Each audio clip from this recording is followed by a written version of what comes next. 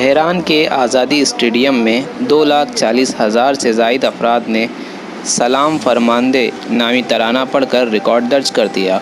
तेहरान के मकामी वक्त के मुताबिक शाम 5 बजे प्रोग्राम सलाम फरमांदे शुरू हुआ, जिसमें बच्चों और उनके वालिदैन का जोश व जज्बा देखने के काबिल था।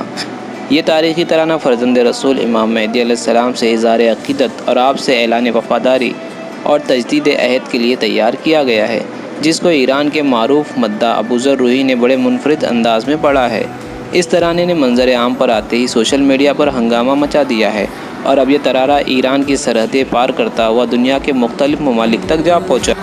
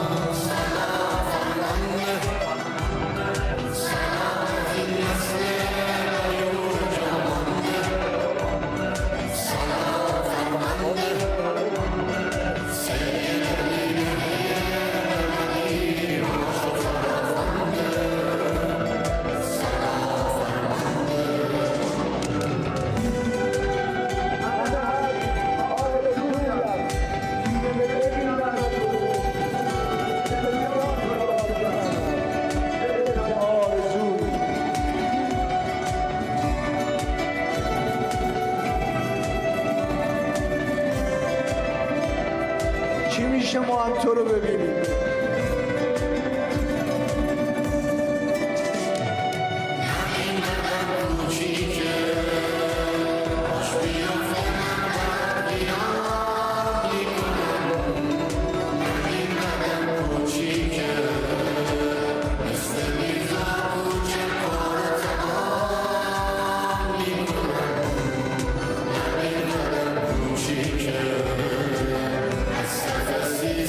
Season.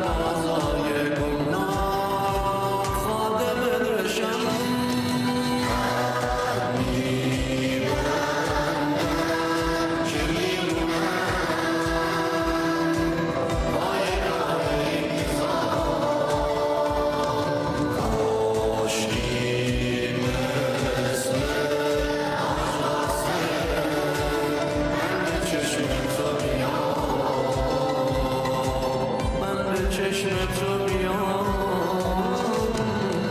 1100 اندی ساله همه عالم دنبال مهدیم غصه سربازان فراوان سربازات 1400